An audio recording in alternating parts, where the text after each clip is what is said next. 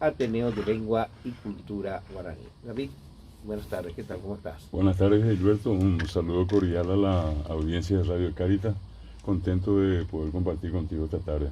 Asimismo, nos convoca nada más y nada menos que unos 34 años, me decía, del Ateneo de Lengua y Cultura Guaraní que a cumplir Sí. próximamente. El lunes que viene, el 23 de septiembre, va a cumplir el Ateneo de Lengua y Cultura Guaraní 34 años de vida institucional y 34 años bastante productivos porque llegamos a formar una cantidad muy importante de personas a lo largo y ancho del Paraguay. Hay un promedio de 100.000 ciudadanos que recibieron el curso básico de lengua guaraní, más de 26.000 de ellos que luego cursaron más hasta alcanzar los 3 años y se recibieron de profesores de lengua guaraní, 26.000. Y de esos 26.000 otra vez 8.000 es la cantidad aproximada de licenciados en lengua guaraní. Y así vamos sumando, tenemos también magísteres, doctores en lengua guaraní, y ha sido desde un comienzo y hasta hoy un trabajo que se realizó siempre por autogestión, como dice nuestro amigo Alfredo Aechen, a pulmón. Ahí está. Y bueno, dentro de eso yo creo que también siempre vale la pena recordar a todos aquellos que contribuyeron y contribuyen con su trabajo, con su adhesión, con su solidaridad. Y en este caso, Gilberto, vos y acá Radio Cáritas y los amigos que están en Radio Cáritas, que siempre estuvieron presentes, conocen mucho de ese recorrido de 34 años que tampoco fueron fáciles, fueron muy difíciles. Pero llegamos al lugar donde estamos y lo hicimos con mucha dignidad y con decoro. Va, y se ocupa por una Apeango Instituto Superior de Lenguas, cuando en la Facultad de Filosofía, Universidad Nacional de Asunción, vengo Oreroño Morandú, Upéramo, Guaraní M. Pepe ya que me dejar Carlos Ferreira, me metí Oranguino, oye, iba que está Pepe allá, era Arnaldo Valenzuela. Vos apoyaron porque te hicieron un mongueta, upengo, betenja iro vos apoyaron ya jamina, mi niña y no voy a pues te venía más veo mi suyo que era te me ando ya voy a coa. Apreciaron a gente, lo mongueta, operamos un día que vos apoyan voy a decir 3 cursos, primero, segundo, tercero. Ahora yo mongueta mi ande era un aje betenja M, ahora ya pobre a ti, oñamos por aja web, la fecha de fundación el 23 de septiembre de 1985 a Pepe Roñe Punupe Tembia Poguaso, Llevaña Punoname, Coape Paraguay, pues a 1988 vive Ocajare, a Peroñe Punojahue, Caguazú, 1988, Ope 89 Arroyo Vetero, 90 Carapeguá, Locacuá, Paraguay, tu sacuella de Coaniste, Eroimejajina, Sa 100 estaba 100 regionales. Yo había tenido un bapoja con Isteña no está de Secuya. ¿Ustedes dimensionaron en algún momento que esto iba a ser así de esta magnitud o desde luego con esa idea? Y bueno, suponemos que sí, ¿verdad? Porque con esa idea de expandir y fortalecer el guaraní, iniciaron estos a Perecopellero Vialla. Y la verdad, Gilberto, que la intención, así como estás diciendo, siempre fue darle más difusión al guaraní. Lo que no teníamos así bien definido como se dio después es llegar a tantas comunidades partiendo de una estructura tan pequeña y llegar hoy a tener la cantidad de gente que se vio beneficiada con los cursos que hicimos. Hicimos siempre un compromiso, como nunca jamás tuvimos ningún tipo de asistencia del Estado ni de ninguna organización internacional, nos autogestionamos siempre. El compromiso que hicimos y seguimos haciendo es que nuestros costos tienen que ser de interés social. Nosotros nunca hemos cobrado cuotas carísimas como se cobran en otros lados, sino que lo que entendemos es que la gente está en condiciones de abonar. Y es sobre todo porque también nosotros tenemos que cubrir gastos de local, compra de equipamientos de clase, de tizas, borradores, libros, etc. Y obviamente pagar también a los docentes. Y eso todo se hizo y se hace a partir de las cuotas que pagan los estudiantes. Y una parte de ese monto es el que se pasa a la sede central, como se dice, y allí, gracias también al acumulado de todos los aportes que hicieron los estudiantes de todo el país, conseguimos construir el único local, la única casa que tiene el Guaraní, que por eso se llama Guaraní Roga, que es la sede central del Ateneo. Es un local moderno, amplio, Bastante cómodo. mucha comodidad. Y lo importante también es que eso es propiedad de la institución, ¿verdad? Porque muchas veces la gente a lo mejor pudo haber pensado, piensa que es de una persona, en este caso es mío el tema, y en absoluto. La propiedad del Ateneo, y es más, yo suelo comentar, sin ánimo de vanagloriarme tampoco, ¿verdad? Pero por lo menos suelo comentar que hasta hoy, en 34 años de trabajo en el Ateneo, por la dirección del Ateneo, yo no percibo absolutamente nada, un trabajo de honor. Yo, como cualquier docente, en todo caso, accedo a un rubro cuando entro a enseñar, pero por esos cargos directivos, hasta hoy el Ateneo no le paga a ninguno de sus directivos. Y es la demostración también en el fondo de que nos mueve un ideal, no, nunca fue el dinero, ¿verdad? Yo en realidad vivo de mi trabajo dentro de la Universidad Nacional y a lo mejor otros ingresos que pueda tener, pero no del Ateneo precisamente. A propósito, Che, haciendo un paréntesis, si mal no recuerdo, hace poco los alumnos de filosofía que te eligieron como padrino de la promoción. Exactamente esta semana pasada, pues el lunes. La semana pasada. Sí, sí, sí. Que también siempre es un honor, una honra muy grande para un profesor, en este caso para mí, ser distinguido por los estudiantes como padrino de promoción, lo que indica que hicimos un buen trabajo. Y suelo decir también siempre con el ánimo de solamente dar a entender que es parte de un proceso, y frecuentemente me dan a mí ese tipo de alegría, porque en realidad es un estímulo para seguir trabajando y seguir procurando hacer bien las cosas. Para eso yo por favor la país, ¿no? Y normalmente los alumnos ven en ese docente que eligen, por decir de alguna manera, al profesor que más les impactó, al profesor que más les gustó, que les pudo llegar más durante el desarrollo de su vida universitaria. Y bueno, y eso normalmente ellos hacen la selección, el consejo directivo de la Facultad de Filosofía comunica al rectorado, y el rectorado pide el diploma correspondiente, que en este caso también se nos entregó a todos los que fuimos electos padrinos el día de la colación, el lunes pasado. Estamos hablando con el profesor doctor David Galeano Olivera, director general del Ateneo de Lengua y Cultura Guaraní. David, si tuviésemos que hacer una suerte de momentos, etapas que vivió y que sigue viviendo en la lengua guaraní, por suerte, ¿no? ¿Cómo podríamos clasificar desde el guaraní, digamos, que utilizaban ya nuestros nativos, luego con el tema de la colonización, la etapa colombina, postcolombina, hasta lo que es ahora el guaraní, y de qué modo esto lo modificó o lo transformó o no, David? Y bueno, a fuerza de ser sincero, Gilberto, el guaraní es una de esas lenguas más oprimidas y reprimidas en la historia seguramente de la humanidad. No digo que es la única, pero muy pocas lenguas en su historia registran antecedentes como que por hablar de guaraní una persona haya recibido bofetadas, se haya tenido que arrodillar, haya tenido que correr el patio de la escuela diciendo no voy a hablar más guaraní.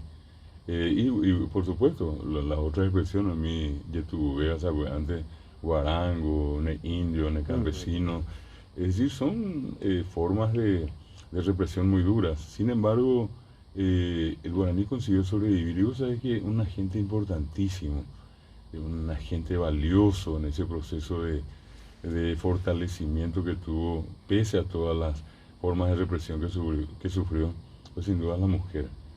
Eres a veces en la colonia, pero uno hago mi español cuera. Acuerango un boje guasu mi cuñame, acuera y me voy a pitua o homa y ponen o ya mitad lleva a permitir ahorita y si puedo ir, pues ahí sí oye guaranime a permitir oye y guaranime. Una cosa notable, eso llega hasta la guerra del 70, cuando se desata son varios, digamos, son varias etapas en la historia. Varios momentos. La primera, el primero de esos momentos así de presión, de represión, la época de la colonia propiamente. Obviamente se intentó sacar guaraní de circulación. El segundo momento, antes, durante y después de la guerra del 70, cuando abiertamente Mitre fue uno de los que dijo que para destruir al Paraguay hay que destruir al guaraní primero. Y bueno, y termina la guerra del 70 y otra vez son las mujeres las que quedan vivas en una cantidad a lo mejor pequeña y todo, pero esos hijos que fueron naciendo de esas residentas, el rol de la mujer en la historia guaraní ha sido fundamental. Las dos guerras tuvieron digamos, podemos considerarlo como puntos positivos, más allá de la guerra. Pero para el guaraní fue el momento en que tanto López cohesionó al pueblo paraguayo hablando guaraní, diciéndole a todo el mundo, ñañeta guaraní, bebé. Y eso mismo hizo Tijerrilla cuando declara guaraní como idioma oficial de la guerra. Después termina ese periodo y aparece de la posguerra ya del Chaco, digamos, una mentalidad diferente en personas como de Cruz La Rosa, un poco antes Moisés Bertoni. Podemos venir un poco más hacia adelante y encontrar a toda la gente que después se dedicó a promocionar fuertemente al guaraní. Obviamente este es el mejor momento que le tocó vivir al guaraní hasta ahora. Este tren vaya de coco anga, ayepemos pese oído este mío un poco que sea lleva. Y nosotros mismos fuimos testigos de uno de esos intentos de atropello al guaraní últimamente, cuando el propio ministerio ya otra vez sacó el cuculele y que ya no se habla, o sea, y bueno. Por suerte, hoy la situación cambió, hay más conciencia. Nosotros visitamos, pero casi diariamente, escuelas, colegios, universidades, de todo, y la recepción es altamente positiva. Así es que, por más que haya pasado momentos difíciles, ya forma parte de la anécdota. Lo que hoy rescatamos son los momentos positivos. Imagínate hoy, Alberto Vargas Díaz Leano, en pleno 2019, hablando del guaraní en guaraní o acerca del guaraní en castellano, pero hablamos de una lengua que ya no tenía que haber existido. Si a ella vive guaraní, ¿quieres ella de mañana que va a ver latina, más de por ibeima? Pero guaraní va a ser como no sabe guarete, guaraní te ve, guaraní de purú, ya no estamos de purú. Este detalle que vos me decías, yo no lo registraba realmente, es que el mariscal Francisco Solano López usaba en sus arengas el guaraní. Sí, nunca te ya, por ejemplo, de última arenga, pues, soldados del 40. Sí. Y ya no te tengo, pero no voy a zapante más castellano, ni en acá con agua muy castellano, pero oye, más castellano. No olvides que él convoca en 1867, allí en Paso Bucú, entre otros, el famoso natalicio de María Talavera, Luis Camino. Esta vez ahí se ve, y pues ya por ser tenía ese abecedario, la bella y puruta. Y consecuencia de en eso. La época de López. En plena guerra del 70, al empezar, Yapocape tenía abecedario a cargo de estos destacados conocedores de la época, y consecuencia de eso, Gilberto, es la publicación del Cabisuí. Era guaraní Mavizna, sí, el cacique Lambaré, la Estrella, el Centinela, los 4 periódicos de Chichán, pero ya cuadran de Cabisuí. Y allí escribía natalicio de María Talavera. Yo nunca olvido un fragmento que dice: Bojapuy añarimbaco y arinda ye oí, o yoguaja angaca y yaguaja bopi. Pero segundo el Caí Bartolomitre Yaguá Venancio Flores Bopí, la triple alianza Guá, Animbaba y ahí, Oño Moino Jaya Pomí, el contrato que escribió el Paraguay. Es lo que dice, Guataina, esperamos que se deje ahí. ¿Qué tal? ¿Cómo andamos? Esperamos que tú sabes, ñande ya hueco, usted viejo, anga bebé, guaraní, ñanemo barete, ñanemo peteí. Apeape, a ella, ñande ya esa guá, anga, o sea, me mandó cabe. Yo siempre celebro a los pocos, lo que se dice comúnmente, revisionistas de la historia. Y hoy día muchos de los que hacen estudios en el Archivo Nacional, que van a las fuentes más antiguas, están dejando al descubierto un montón de documentos totalmente en guaraní. Lo de Francia en su tiempo era guaraní. Y eso no quiere decir que se hablaba más guaraní. Era el único idioma que se hablaba. Oye, pero ahí la cuatía que era guaraní, me. Está cuatiango pitado Documento oficial de documento. Ministro de Comunicación Interna. Y acá, en el ámbito, digamos, de las autoridades, Francia tiene la costumbre de comunicarse con su delegado de frontera en guaraní. Y también de la época de Francia, el famoso himno, el primero, el himno nacional de Anastasio Rolón, de Caraguatariba, de Ponambayepea, un guaraní extraordinario. Apenas está cuatiares. Y lastimosamente, todo ese proceso tan trágico de la guerra del 70 borró mucho de lo, o sea, anuló, se fundió, se quemó mucha documentación que había acá. Pero bueno, de lo poco que hoy se puede rescatar, hay un testimonio del valor que tuvo y que tiene guaraní. Mismo la guerra del Chaco, el hecho de usar, por ejemplo, los famosos, las frases, santo y seña, las respuestas que se daban, por ejemplo, a los pedidos de socorro. Ni vos a zapaite guaraní, mi amigo Lee, se sembando, y cuando se va a ir, y que tú dices, pues antes, wow. Deja Olimpio Comiares igual, o sea, el Aranucao ahí, por ejemplo, el guaraní en las guerras, por ejemplo. Hay un libro muy interesante, lastimosamente también, esa es la otra cuestión que Manuela Yapojare.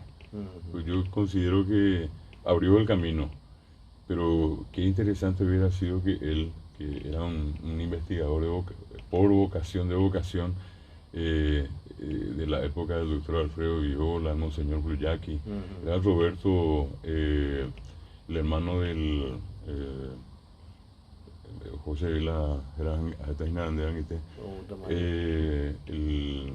que hizo un trabajo que se llama Protagonismo Histórico del Idioma Guaraní. El doctor Roberto Romero, perdón, el hermano de Luis Romero.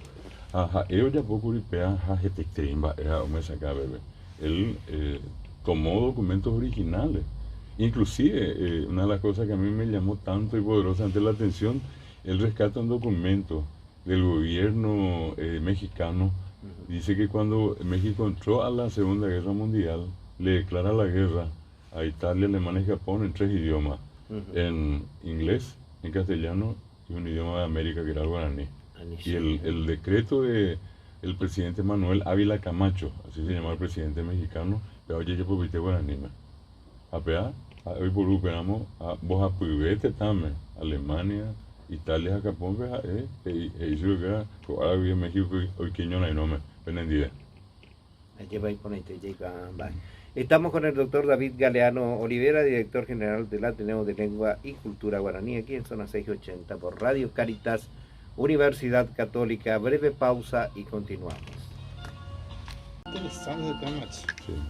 Son las 16:37. Continuamos aquí en Zona 680 por Radio Caritas, Universidad Católica, con el profesor doctor David Galeano Olivera, director general del Ateneo de Lengua y Cultura Guaraní. David, te preguntaba hace rato de etapas recordando estos 34 años de fundación del Ateneo de Lengua y Cultura Guaraní, que se va a recordar este 23 de septiembre. Hablamos de la etapa de la fundación, pero yo recuerdo que vos también me comentabas en alguno que otro programa sobre cómo nació el amor hacia el idioma guaraní en ustedes, y se traía siempre ahí a colación un poco el conocimiento, la información aprendida en las aulas del Colegio Nacional de la capital. Sí, donde estaba Pedro Molinier, ¿verdad? Sobre todo indudables, Molinier ya no está, pero así también era un capo. El tenernos detrás de él fue un milagro, ¿verdad? Yo iba ni en Bojay allá. Bueno, y vos sabés que a tanto llegó digamos, el acercamiento a él, que éramos casi vecinos. Yo nunca me olvido que creo que una vez te había comentado el hecho de uno de esos accidentes. Acá en esta calle 12 de octubre, ¿verdad? Él venía hacia Lambaré una noche, con la combi, doble cabina, camioneta. Me hicieron a las 2, las 3 de la mañana, una de dos, me dijo, qué violento, o fallar la dirección, lo que siga, y el cultura de columna Ande. después ni celular ni va, pero al otro día, ojalá mi hermana Cheroga Blanca, dice, por favor, urgente, vamos un poco conmigo, pero está en primeros auxilios, era que operamos allá, acá en Brasil y Pedirosi, ahora yo. Yo fui la estimada, somos sengón, la yeso. Y ese yo donde se posible de Bernardo indígena ese muy de columna era bueno era y bueno allí me acuerdo que casi por 6 meses yo iba a su casa, comenzamos a hacer su primer libro Guaraní Petenija, su famosa máquina olimpia que yo me iba a escribir allí UPI, muy voy a subir la cuanto a un Harvey. Y tengo que reconocer, ¿verdad? Molinier, una persona fuera de serie, fue uno de esos tipos que nacieron con estrellas, no estrellado, ¿verdad? Y también un tipo humilde dentro de todo, nunca jamás llegó a tener, digamos, más dinero del que en este caso pudo lograr. Y dentro de todo eso, estudió, tenía una biblioteca que era la única a la que todos íbamos a su casa. De ellos íbamos a ver, y bueno, él nos metió en la cabeza esto y estando allí en el colegio, formamos con él la Academia de Lengua Guaraní, que hasta ahora había está. la Academia de Lengua. Sí, hasta ahora está. Esa academia es de 1978. En el 79, el segundo año, me tocó a mí presidir esa academia. Después de allí, a indicación de él, todo, como éramos una sección que solamente estudiaba guaraní, habían dos que estudiaban inglés, dos francés y una que estudiaba guaraní. Había como una elección. Sí, y yo nunca me olvido, en el caso mío fue mi padre que de entrar ya me dijo, ¿qué tal guaraní? Me queda, bueno, entré y después yo, era hasta inglés, francés, ¿no? Guaraní, ya me anotó, ¿verdad? Y entonces, una vez que entraba allí, tenía que continuar hasta el último año. Y nosotros... Sí, empezamos 60 y terminamos 13 el grupo original. Y entonces él, para los que formamos parte de ese grupo, nos dijo, porque tuvieron 6 años de estudio, yo voy a conseguir que a ustedes se les reconozca un año. Son 6 años y le dieron prácticamente todo lo que se da en el curso de para profesores. Y nos llevó. A Pepe, un año más era toda la parte, digamos, de la didáctica, la pedagogía, la práctica, es lo que hicimos. Y terminamos, y yo nunca terminaba de agradecerle porque yo tenía 19 años y era profesor de guaraní. Pero no me voy. Y de allí otra vez, hay pues gente que hay veces cuando tiene conocimiento, cuando ocupa un espacio, cuando está allá arriba, sí, lo que hace es cerrarse más. Cerrarse, sí. Y son muy pocos los que se abren y que dicen, bueno, vení, y estira gente. Él era uno de esos. Entonces, una de las cosas que yo orgullosamente puedo decir que aprendí de él es que uno tiene que ser siempre solidario, ¿verdad? Y es lo que nos llevó del profesorado pues, a la carrera ya de la universidad, al Instituto de Lenguas, a la licenciatura en guaraní. Volvimos a terminar y yo ya en ese tiempo estaba enseñando. Y entonces allí surge la idea en la licenciatura justamente en común. Yo nunca me olvido acá de a la noche con Juan Pastoriza, o era operador cuando, ¿sabes? Y Ana Carmen Espinosa estudiaba allá. Entonces sí, cualquier cosita, no, y que la aire, bueno, allí nosotros empezamos ese proyecto y eso que en principio tenía así como un principio medio tibio. Mucha gente tampoco confió mucho, ¿verdad? En el Doyero Viejo así. Entonces, José, hasta que llegaba un momento, constituimos el Ateneo dentro del Instituto de Lenguas. Hasta el año 92-93 estuvimos allí. Siempre recordamos con afecto al doctor Honorio Campuzano, que era el director general del instituto, al propio rector, al doctor González Torres. Y bueno, y después allí ya nos independizamos, ¿verdad? Por aquello de que teníamos la posibilidad ya de formar profesores y otras cosas más, ya no encajábamos allí, ¿verdad? Y continuó la historia, obviamente, hasta ahora. Lastimosamente también, como decimos, por el camino hubo mucha gente que dentro de esta especie de batalla cayó también, ¿verdad? Y no podemos dejar en circunstancias como esta de mencionar a Por ejemplo, al propio Molinés, ¿verdad? A un gran amigo que nos pasó la mano toda la vida, Rudy Torga, el capo Rudy. No sé si si tuviéramos la oportunidad, por lo menos 10 de él en Paraguay, qué cambios veríamos acá, ¿verdad? Y así como él, profesores, estudiantes, egresados. Don Félix Guarani, yo nunca me olvido que un día él llega acá, justamente a través de Rudy, nos pone en contacto, él busca trabajo, a Pisa vengo, se mandó a ver, llegué y dice Rudy, diga piscine y hablamos con él, y él decía que necesitaba tener un título de profesor. Le dijimos, cuando voy a la ¿verdad? Y va a ver un bagén que tu marido no va a hacer de madera y pues juega. Y bueno, pues, o sea que rigurosamente asistió, terminó, le dimos el título. Con el título nuestro, don Félix entró a enseñar al Instituto de Bellas Artes. Y vos sabés que en muchos lugares, como tan próximo al 89, era el tema comunista. Y es lo primero que a mí me dice, el importante es que abonar y nada más va a ser ese. Si yo no le iba a crear algún problema a usted, no, yo estuve, a ver. Y entró y se dedicó, y uno de lo que nosotros vimos producir, generar, y que lastimosamente después falleció, pues él. Una rica producción realmente, importante. Sí, importantísima. Y son, digamos, todos estos actores los que construyeron esto que hoy tenemos, ¿verdad? Por eso te decía que no hay un tiempo anterior a este que haya sido tan prolífico, tan completo. Obviamente faltan muchísimas cosas. ¿Cómo llega a la universidad? Y en el 2005, por una circunstancia bastante delicada que nos tocó atravesar cuando nos exigieron aceptar un modelo de educación bilingüe, nosotros nos opusimos y la consecuencia fue después no entregarnos los títulos, ¿verdad? Y nos armaron un lío tal que casi fuimos a parar toda la cárcel por una especie de estafa que nunca ocurrió.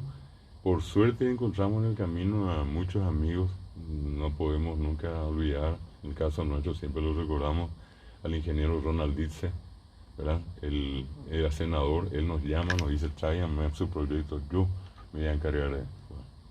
Y una cosa que se fue dando fue rápido, en un momento de la historia lo que uno dice, como muchos amigos intervienen porque se dio un hecho muy particular. Entró nuestro proyecto en octubre, noviembre y algo poco se cierra el periodo parlamentario. Cuando estaba por empezar una semana antes, me llama él y me dice, está difícil la cosa porque hay una orden para que no salga la ley. Y le digo, ¿y qué vamos a hacer entonces? Y me dice él, y acá puedo decir, no, más allá de cualquier cosa de la realidad, me dice acá lo único que mueve todo es la verna. Y nunca me olvido que la jupitila movió la veña, dice, ¿dónde andan de cuál? O penho já iba de bem bem com a Benítez, aí me mexo. Esse que tudo isso lá ninguém milan de pouco assunto. Pensa de viaje ese. No, cuando no pude que guarda, usted que me llama, un día antes de la sesión, me llama y me dice, ya mi mamá, ni yo voy a ver. Listo. Y vos sabés que al otro día estábamos nosotros ya se iba a tratar nuestro tema en el Senado. Juan Manuel Marco y otra gente que tenían, pero nos decían, no, parece que todavía no hay, no están. Yo le llamo otra vez de urgencia a él a la radio y me dice, no, vamos. Y después me vuelve a llamarme, no, hoy vamos. Y se votó, y de 45 43 votaron a favor. Qué bueno. Una aplanadora. Y de allí pasó a diputados, por suerte la mayoría de los diputados, todos conocidos nuestros de las ciudades. Y nosotros conseguimos sacar eso en mayo, en 6 meses. Y allí uno tiene que reconocer, porque siempre se dice que hay plata de por medio, nosotros no pusimos un solo mango. Y sí queremos siempre agradecer a tanta gente que desde allí nos dio la mano. Porque al final yo creo que tampoco le fallamos a ellos. En el 2015 hubo un reconocimiento del Senado justamente al Ateneo por toda la labor que hizo y que está haciendo. Y una demostración de que no le fallamos tampoco a ellos, ¿verdad? Hasta hoy tenemos la costumbre, en reconocimiento a eso, a remitir, por ejemplo, las tesis de nuestros egresados a la Biblioteca del Congreso. Que cualquiera puede ir allí y observar que son tesis individuales, nosotros no hacemos tesis colectivas, cada alumno hace su tesis, bueno, y esas copias están todas allí. En testimonio también nuestro, de reconocimiento y gratitud a ellos, y que sepan que lo que nos ayudaron a obtener como institución, nosotros le devolvemos con el resultado de nuestro trabajo. Doctor David Galeano Rivera, ¿hay algún programa especial por estos 34 años? Y queremos celebrar nuestros 34 años invitándole a ustedes hoy de acá y a todos los amigos de Cáritas este lunes. Vamos a hacer primeramente la parte académica, que es la entrega de títulos a los egresados, o sea, a las 4 de la tarde hasta ahora, el lunes 23, y seguida de eso un pequeño festejo allí entre todos para recordar esto, ¿verdad? Y decir con eso también que continuamos. La suerte está echada y que tenemos que continuar. Hay un festival también que realiza todo... 25 años cumple el Festival del País. 25 años rescatando aficionados de la música, del baile, de la poesía, que ganan prefestivales en distintos departamentos del país, y que el 25 en San Lorenzo, en el Centro Educativo Cristiano, bajo la coordinación de Virgilio Silvero y de el profesor Juan Félix González, se va a hacer la edición 25. Queremos hacer un gran festival porque 25 años. El 12 de octubre. 12 de octubre. Sábado 12 de octubre. Desde las 6 de la tarde, un festival grande como ya se hizo costumbre con el Festival del País. A ver, de festival itinerante ya. Itinerante. Apenas tenía Ariel Yapoco, pero Coyepema, San Juan de Pomuceno, ya del norte, Pedro Juan, Concepción, ojo para el tema. Orqueta, Jaco, a ver, en San Lorenzo, va a festejar la primera edición fue en San Lorenzo, y esta 25 edición vamos a festejar en San Lorenzo. Qué bueno, qué lindo, ¿eh? Sí, Jorge. Está abierto. Quiero meter mi dedo en el ventilador, profe. No sé cuál es la guaraní, jaicuete, mamá va por la guaraní, ¿no? Guaraní, dije. Profesora Ana Carmen Dino Mapo. Y con orgullo te puedo decir, ¿verdad? Que la única radio que tiene jingles en guaraní es Cáritas. Es Cáritas. ¿Sabes? Ni Radio Nacional tiene. Es cierto. Hay una cosita que siempre a mí hay algunos allí pisa, allí la facultad de allá. Algunos gente decir la guaraní. Sin embargo, algunas cosas de segunda ya es ahí se añade allá. Pero quiere decir que no la guaraní ni no se igual la guaraní, pero piensa en guaraní. Ahí yo te diría una respuesta que creo que una vez conversamos. Yo le llamo eso colonialismo. ¿Y saben en qué sentido? Que se nos metió ya en la cabeza que es difícil hablar guaraní. De por yo ni guaraní. Entonces ya tenemos una barrera. El que te escucha ya te escucha con esa grabación en la cabeza. Ya está en el chip. Pero así como decís, tipo prejuicio. Prejuicio. Y yo suelo decir, con qué facilidad la gente dice que habla yo para el guaraní, pero no quiere darse cuenta que hablamos yo para el castellano. Entonces yo siempre, en ocasiones como esta, yo aprovecho y le digo a la gente, el único país trilingüe. Trilingüe en todo caso. Si vamos a ir por eso no hay ningún problema. Pero te das cuenta cómo acá en la mente nuestra es fácil decir, no, el castellano no es difícil, nada así. Así será.